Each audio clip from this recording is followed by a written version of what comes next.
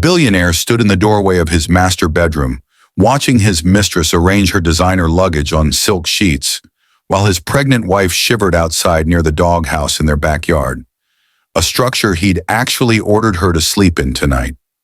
David Richardson had built his luxury real estate empire from a single apartment complex his mother had helped him acquire 15 years ago. But tonight he was making a decision that would cost him everything he'd spent decades building.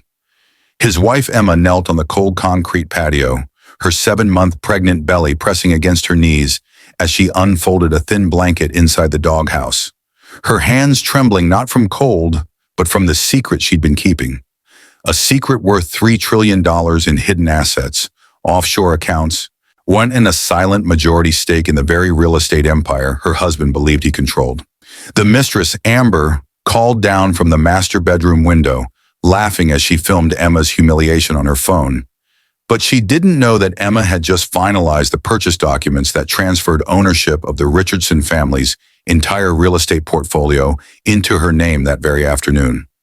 David's mother, Patricia Richardson, had thrown Emma's luggage onto the lawn 3 hours earlier, screaming that a woman who couldn't give her son a proper heir didn't deserve to live under their roof.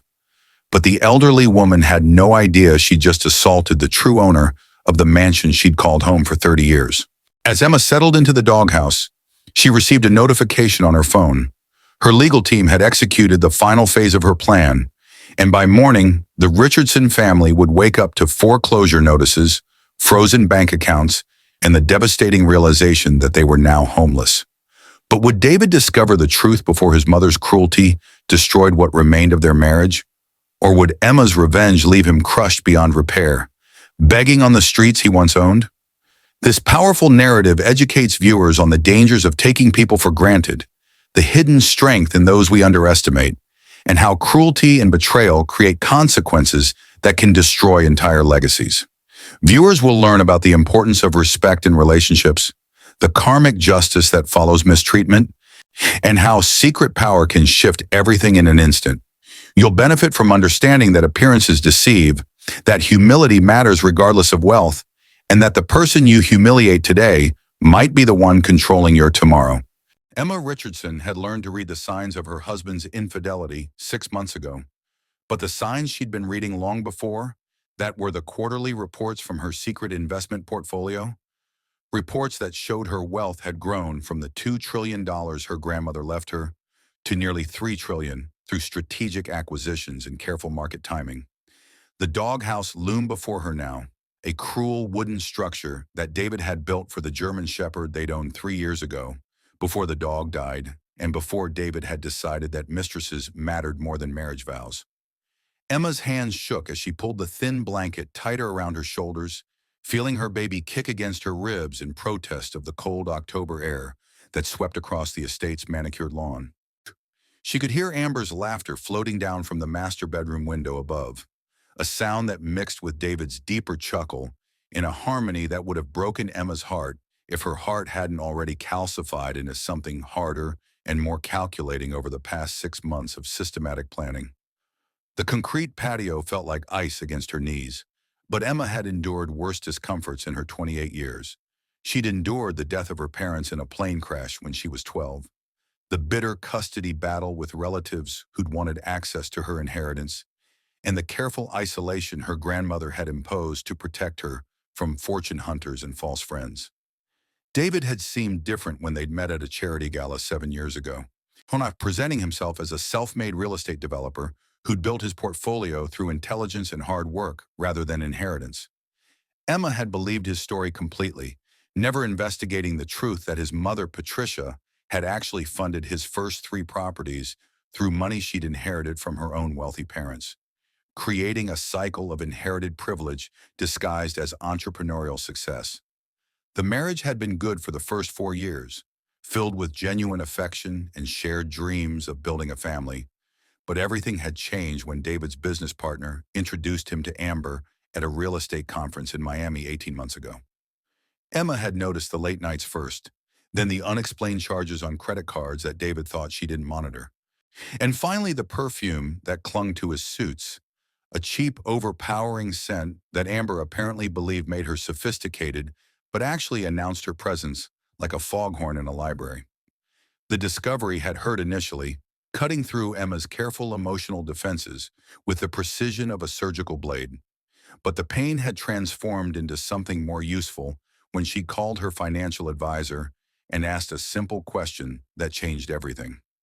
Could she, through her network of shell corporations and blind trusts, purchase the Richardson family real estate empire without anyone knowing the buyer's true identity? Her advisor had paused for exactly 3 seconds before responding, with the words that had launched Emma's 6-month campaign of silent acquisition and strategic revenge.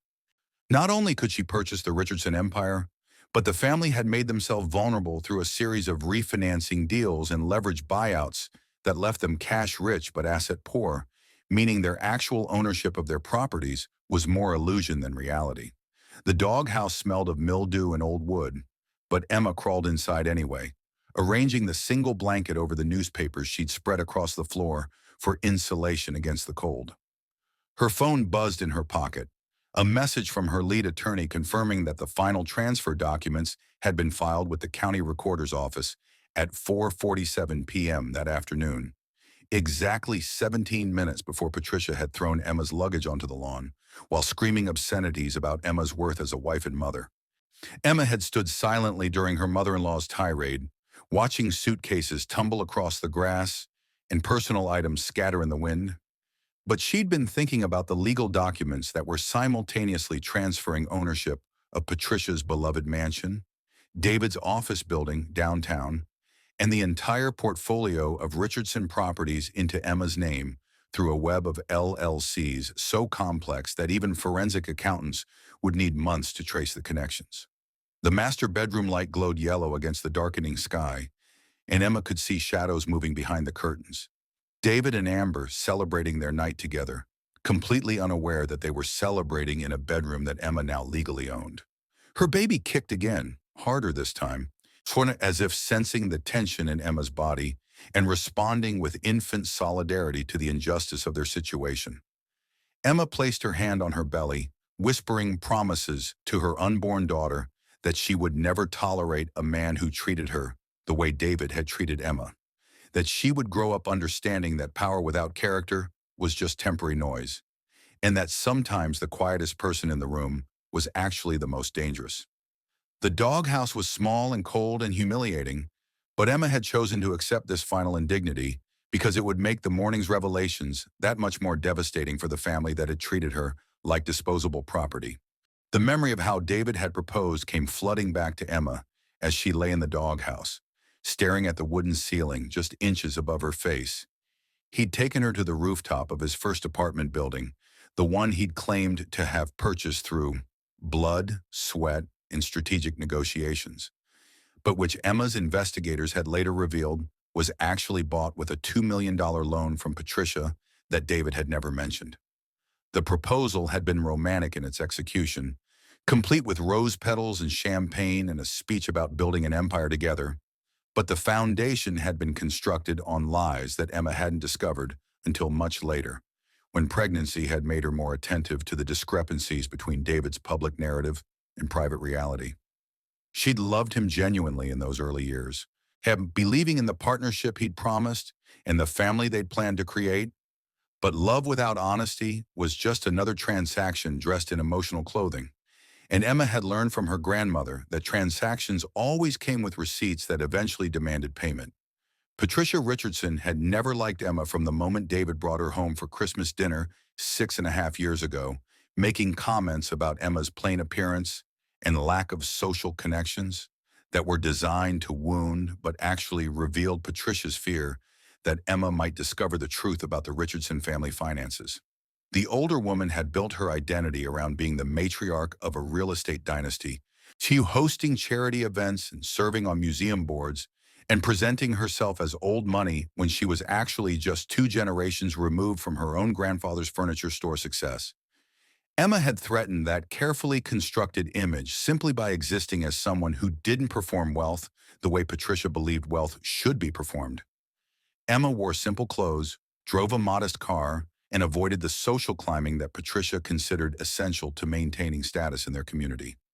The tension had simmered beneath polite dinner conversation for years, but it had erupted into open hostility when Emma announced her pregnancy 7 months ago,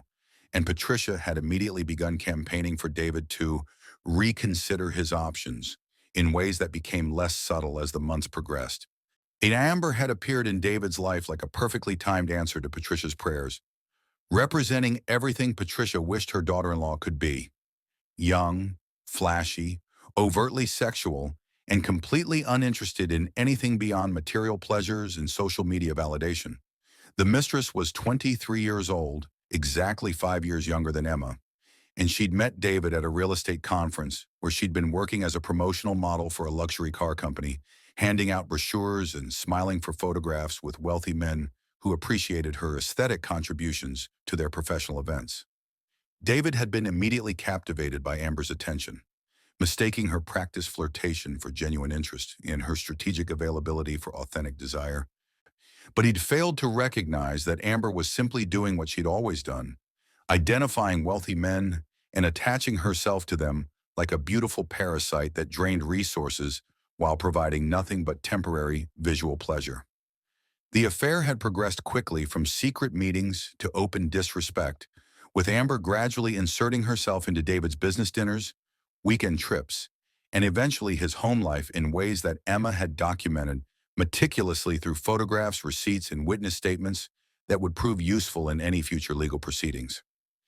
Emma had watched her husband transform from a man who'd once brought her flowers every Friday to a stranger who looked at her with contempt, as if her pregnancy had somehow become an inconvenience rather than the fulfillment of their shared plans for family. Patricia had encouraged the transformation, inviting Amber to family events and introducing her to friends as David's business associate in a transparent fiction that insulted everyone's intelligence, but satisfied Patricia's need to pretend her son wasn't openly committing adultery while his wife carried his child. The doghouse grew colder as night deepened, but Emma's phone provided both light and warmth as she reviewed the documents her legal team had prepared for the morning's execution: foreclosure notices for every Richardson property, eviction orders for Patricia's mansion and David's downtown office, bank account freezes that would lock them out of their operating capital, and civil complaints alleging fraud in several of David's recent real estate transactions that Emma's investigators had uncovered during their 6-month investigation. Each document represented a carefully calculated strike against different parts of the Richardson empire, designed to collapse the entire structure simultaneously rather than allowing them time to mount a defense or transfer assets to protected entities. Emma had learned strategy from her grandmother, who'd survived the Great Depression by being smarter and more ruthless than the men who'd underestimated her, and who'd taught Emma that revenge served cold wasn't about emotion, but about mathematics, calculating exactly how much force was needed to destroy an enemy completely while preserving your own position. Her baby kicked again, at a rolling movement that reminded Emma she wasn't just fighting for herself, but for her daughter's future, for the legacy she would inherit and the example Emma would set about tolerating versus confronting injustice.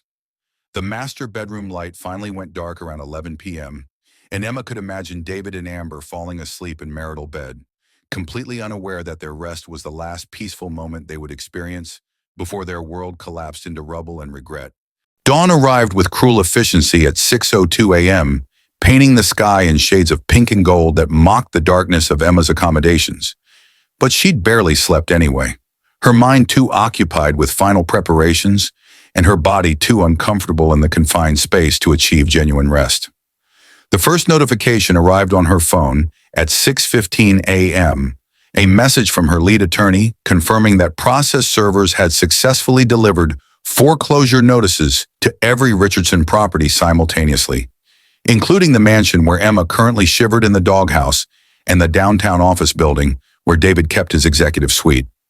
Emma's fingers trembled slightly as she typed her response, authorizing the next phase, which would involve bank representatives arriving at Richardson financial offices to freeze all accounts and seize operating funds. But her trembling came from anticipation rather than fear, from the knowledge that years of humiliation were about to transform into justice, measured in legal documents and financial devastation. The sound of Patricia's scream carried across the estate grounds at 6:34 a.m., a piercing shriek that shattered the morning quiet and sent birds fleeing from nearby trees in panicked flight patterns. Emma could hear the older woman's voice even from inside the doghouse, shouting about mistakes and incompetence, and demanding that someone explain why official-looking papers were taped to the front door of her home. But Patricia's confusion would only deepen as she read the foreclosure notice that detailed her mansion's transfer of ownership and her mandatory eviction within 72 hours. The master bedroom window burst open moments later, and David's voice joined his mother's in a chorus of angry disbelief, calling for household staff and attorneys and anyone who could make sense of documents that declared the Richardson family real estate empire no longer belonged to the Richardson family at all, but instead had been purchased by something called Meridian Holdings, LLC, through a series of transactions that had concluded the previous afternoon. Emma waited exactly 5 more minutes before emerging from the doghouse, giving David and Patricia time to descend into full panic mode before she made her appearance and revealed the truth they'd been too arrogant to consider possible. Her body ached from the night's confinement, and her pregnant belly made standing up more difficult than usual, but she forced herself upright and walked slowly toward the mansion's back entrance, where she could see David and Patricia standing on the terrace in their pajamas, holding foreclosure notices and shouting into phones at attorneys who apparently weren't answering their early morning calls. Amber appeared behind them wrapped in one of Emma's silk robes, her face confused but not yet frightened, still believing herself immune to whatever crisis was unfolding, because mistresses always assumed they could walk away from consequences that they'd helped create. Patricia saw Emma first, and her face contorted with rage that temporarily overrode her confusion about the foreclosure notices, her finger pointing at Emma like a weapon as she screamed about, "That woman sleeping outside like the trash she is," while real problems were happening inside. David turned toward Emma with an expression that mixed annoyance and dismissiveness, clearly viewing his pregnant wife as an irrelevant distraction from the serious business of saving his real estate empire. But he made the mistake of speaking to her in the same contemptuous tone he'd been using for months. He told Emma to go back outside because adults were handling something important, and he suggested she make herself useful by calling her father's old attorney friends to see if they could help with the bizarre legal attack the Richardson family was apparently experiencing. But his words died in his throat when Emma smiled at him with an expression he'd never seen before. An expression of complete control mixed with patient vindication. Emma's voice came out steady and clear despite her physical exhaustion, cutting through Patricia's continued ranting with words that stopped everyone mid-breath and mid-thought. She informed them that Meridian Holdings, LLC, was one of 17 shell corporations she controlled through her private investment network, that she'd spent 6 months systematically purchasing every mortgage, lien, and deed associated with Richardson family properties, and that as of 4:47 p.m. the previous afternoon, she owned 100% of what they'd believed was their real estate empire, including the mansion they were standing in, the office building downtown, and every apartment complex, shopping center, and vacant lot that David had claimed as his legacy. Patricia's face went white as understanding began penetrating her aristocratic delusions, and David's mouth opened and closed like a fish struggling for oxygen. But Amber's reaction was the most telling. The mistress immediately began backing toward the house, recognizing that she'd attached herself to a sinking ship and already calculating her escape before the water rose too high. The next words Emma spoke carried the weight of 6 months of planning and 7 years of gradual disillusionment, each syllable precisely chosen to maximize impact while maintaining the emotional distance she'd cultivated throughout her grandmother's rigorous training in financial warfare. Emma explained the mechanics of her acquisition with the calm precision of a professor lecturing students who'd failed to study for their final exam, detailing how David's aggressive refinancing strategy over the past 3 years had created vulnerabilities that made the Richardson empire easy prey for anyone with sufficient capital and legal expertise. She described how each property David thought he owned outright was actually leveraged against multiple loans and secondary mortgages, creating a house of cards that Emma had systematically purchased piece by piece through blind trusts and offshore entities that left no trail connecting back to her identity until the final transfer documents were filed. Patricia interrupted twice, her voice shrill with desperation as she insisted this was impossible and illegal and that her attorneys would fix this immediately. But Emma calmly informed her mother-in-law that those same attorneys had been served with notices that morning, terminating their retainer agreements due to the Richardson family's inability to pay their outstanding legal bills, which Emma had also purchased through a debt collection agency she privately owned. David's face progressed through several shades of red and purple as Emma continued speaking, his hands clenching and unclenching as he processed the magnitude of his miscalculation in underestimating the quiet woman he'd married. He tried interrupting with accusations about fraud and deception, his voice rising to a shout as he claimed Emma had stolen his life's work.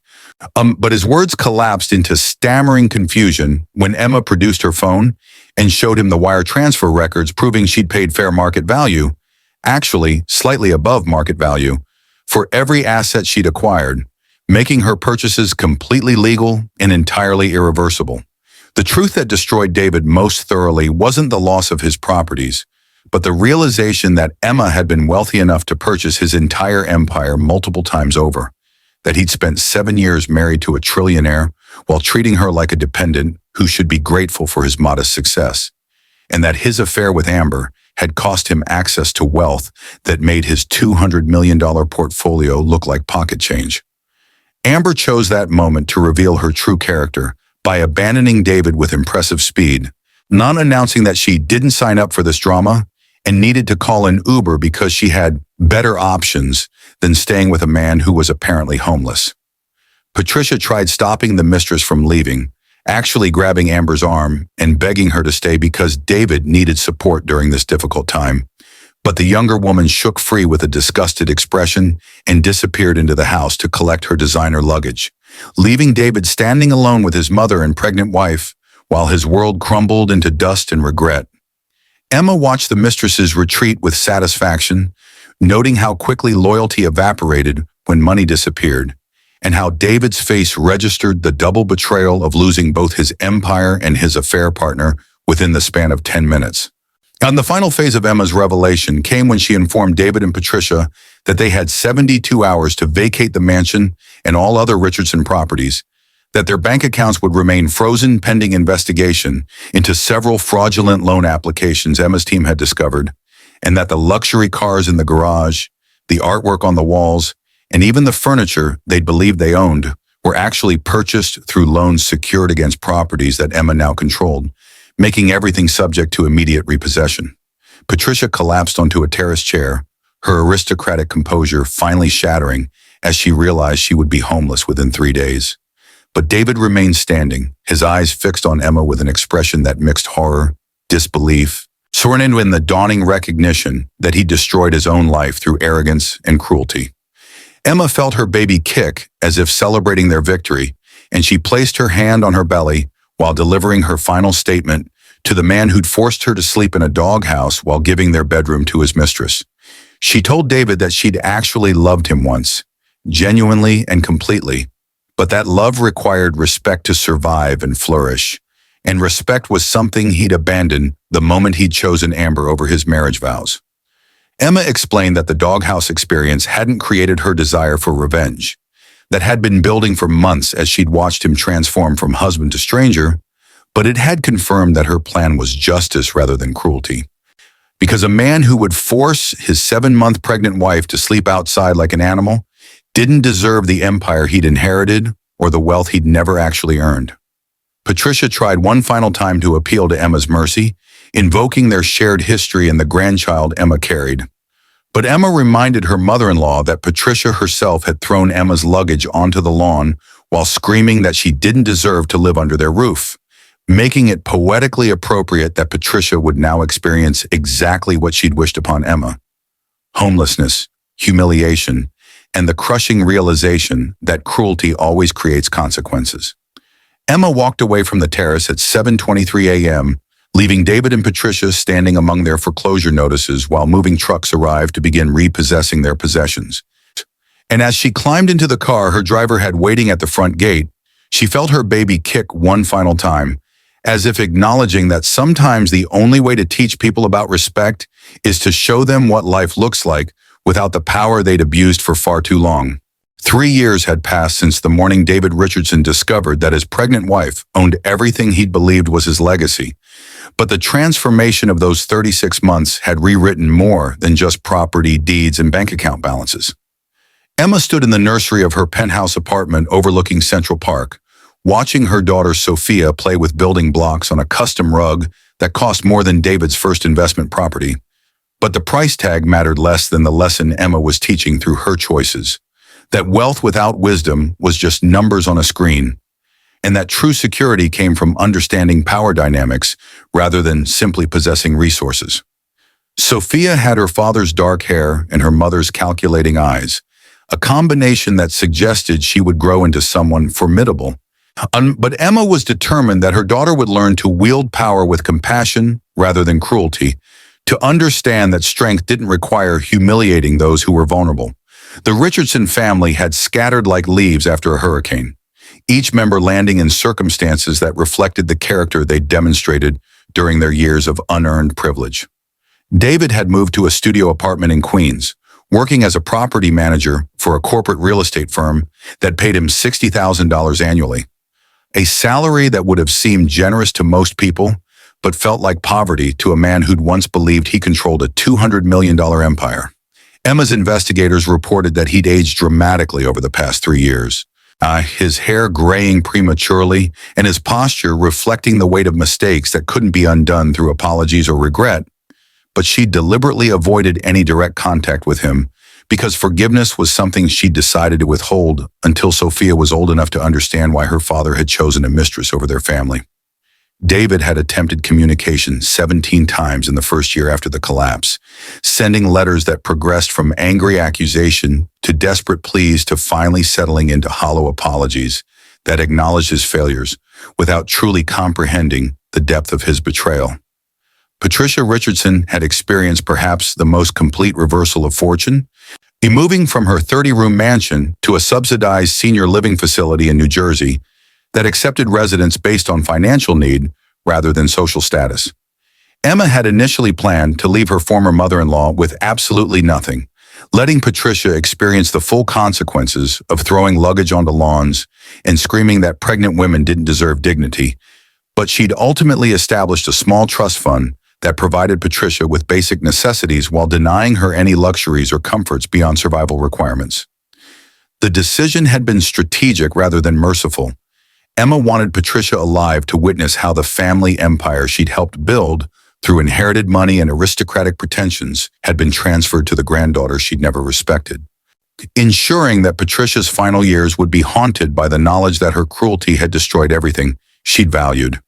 Emma's investigators reported that Patricia spent most days in her small apartment watching television and complaining to social workers about the injustice of her circumstances, never quite grasping that justice was exactly what she'd received in perfect proportion to what she'd attempted to dispense. Amber had predictably moved on to her next wealthy target within weeks of abandoning David,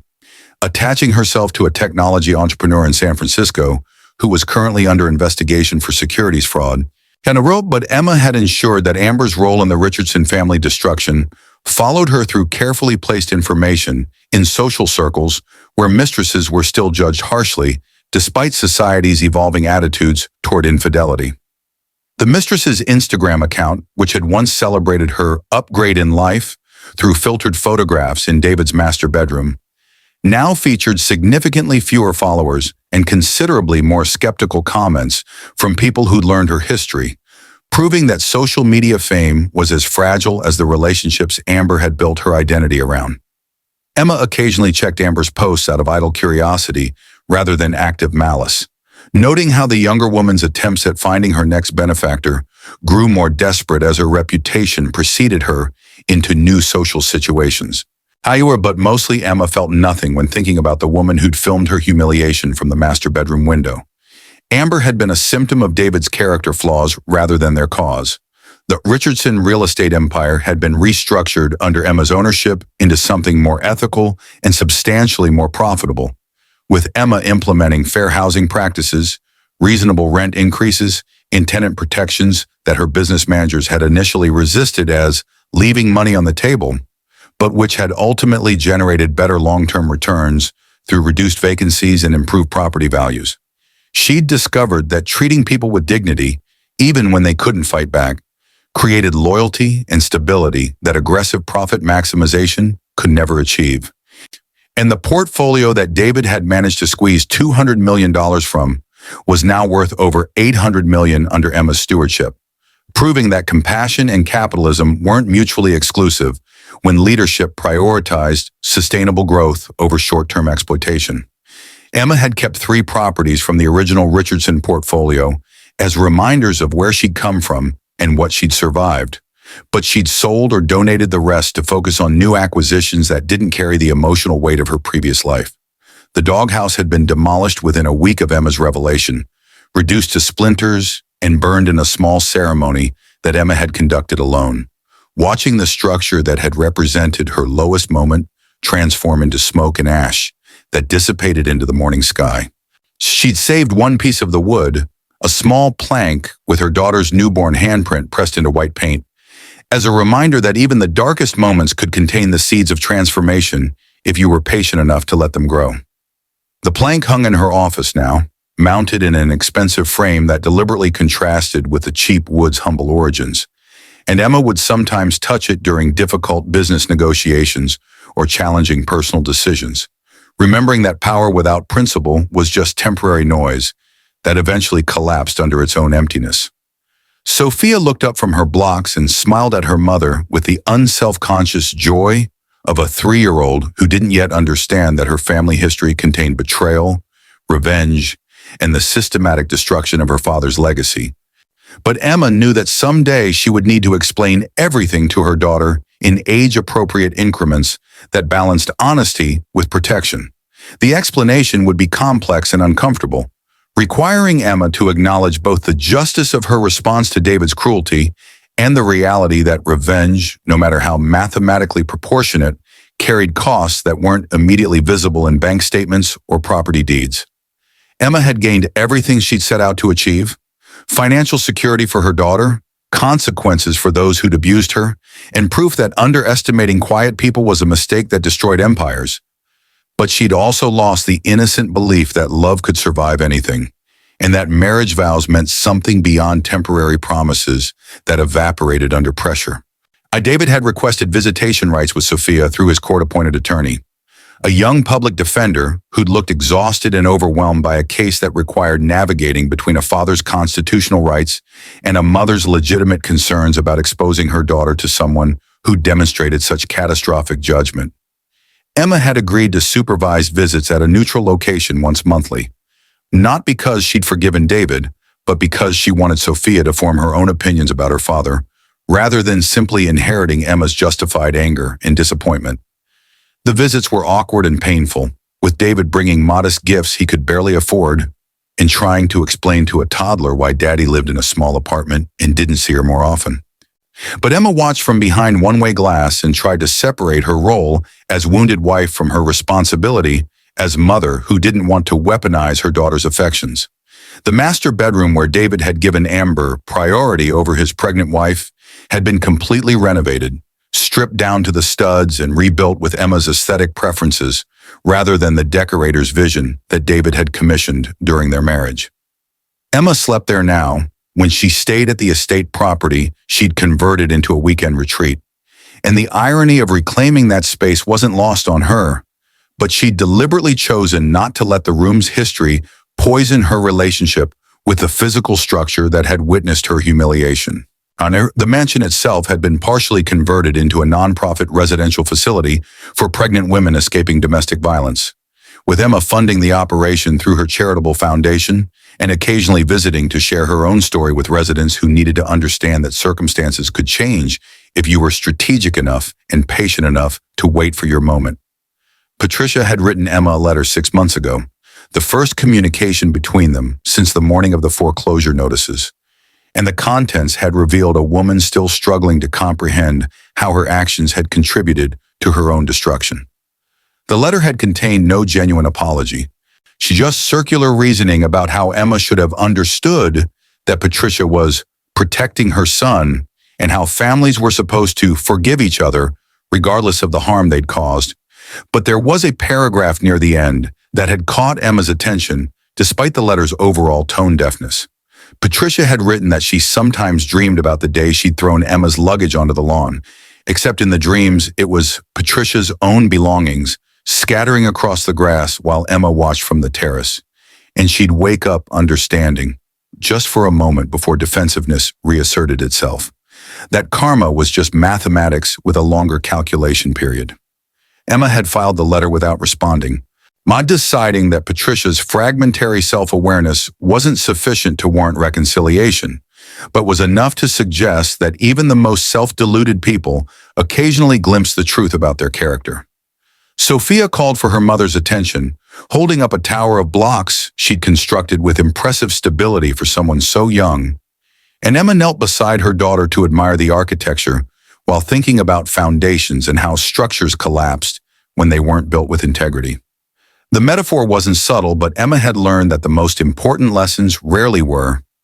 You treated people with dignity, or you eventually lost everything you'd built on their backs. You respected your pregnant wife, or you ended up alone and diminished, and you never, certainly ever forced someone to sleep in a doghouse unless you were prepared to discover that the person you'd humiliated owned the dog, the house, and everything you'd mistakenly believed was yours.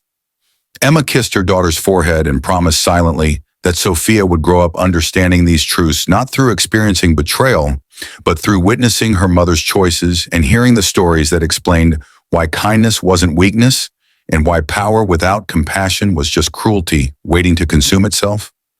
The sun was setting over Central Park, painting the sky in shades that reminded Emma of the dawn when she'd emerged from the doghouse to reveal the truth that had crushed David's world. But 3 years of distance had transformed her anger into something closer to sad acceptance that some people never learned until the consequences destroyed them completely. She didn't regret her response to his betrayal, the systematic acquisition of his empire, the foreclosure notices, the frozen accounts, and the evictions that had left him and Patricia homeless, because proportionate consequences were justice rather than revenge. And justice was something Emma had learned from her grandmother to pursue with mathematical precision. But she did sometimes wonder if there had been a moment during those 6 months of silent planning when she could have chosen differently, could have confronted David directly and given him a chance at redemption before executing the total destruction of his legacy. And whether that alternative path might have served Sophia's interest better than the satisfaction Emma had gained from watching her enemies scatter into poverty and regret. The question remained theoretical because Emma couldn't reverse 3 years of choices and consequences, couldn't undemolish the doghouse or untransfer the property deeds or unfreeze the bank accounts that had left the Richardson family desperate and diminished. What she could do was ensure that Sophia learned from both her parents' mistakes, from David's betrayal and from Emma's calculated vengeance, and developed into someone who understood that power was most impressive when it was restrained, that wealth meant nothing without character, and that the person sleeping in the doghouse today might be the trillionaire who owns your tomorrow. Making kindness not just a moral imperative, but a practical strategy for anyone who wanted to build something that would last beyond their own lifetime. Emma held her daughter close as the sunset deepened into twilight, thinking about beginnings and endings and the eternal cycle of consequences that connected them.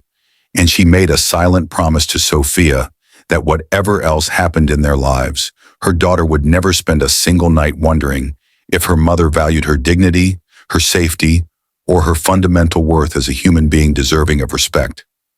The doghouse was gone, burned to ash and memory, but its lesson remained carved into Emma's understanding of human nature and power dynamics. That cruelty always generated mathematics that eventually balanced through loss, that underestimating quiet people destroyed empires, and that forcing your pregnant wife to sleep outside while you gave the master bedroom to your mistress was the kind of mistake that crushed everything you'd built and left you homeless in ways that transcended merely lacking shelter, making you a refugee from your own character flaws with nowhere left to hide from the consequences you'd authored through arrogance, betrayal, and the catastrophic miscalculation that dignity was something you could selectively grant or withhold based on temporary desires rather than permanent obligations.